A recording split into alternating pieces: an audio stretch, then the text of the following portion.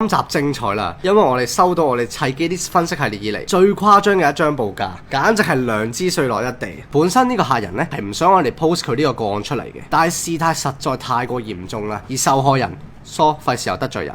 而呢位顧客啊，唔係我哋嘅客人，係已經同某電腦鋪買咗機，而且 full pay 咗嘅顧客，所以我哋覺得真係要警惕㗎，大家會比較好。咁我哋呢集會同大家睇下，到底有啲咩咁精彩。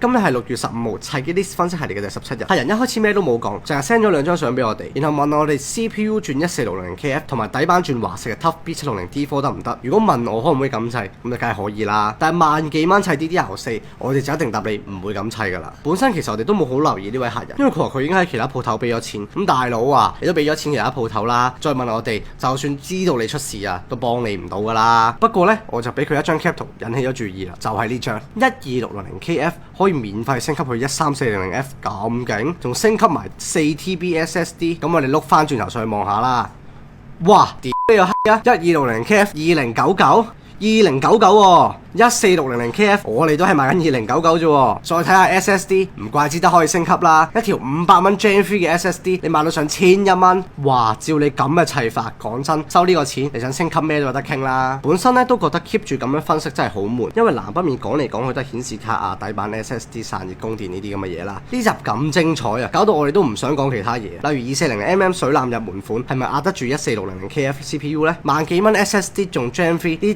等，我哋平時都講開噶啦，大家應該都睇得出噶啦。講真啦 ，Jason 我成日都話自己係金牌 sales， 長期拎住屠龍刀去劏客，估唔到天外有天，人外有人，真係要閉關修煉2年先，等2年之後再用一樣嘅價錢賣翻依家啲嘢俾你哋，順便刷新下你哋三觀。咁今日呢集差唔多啦，如果大家中意呢個系列，記得 comment share 俾朋友同埋 like，砌機有關嘅難題交俾我哋，等 RG 成就你嘅遊戲世界。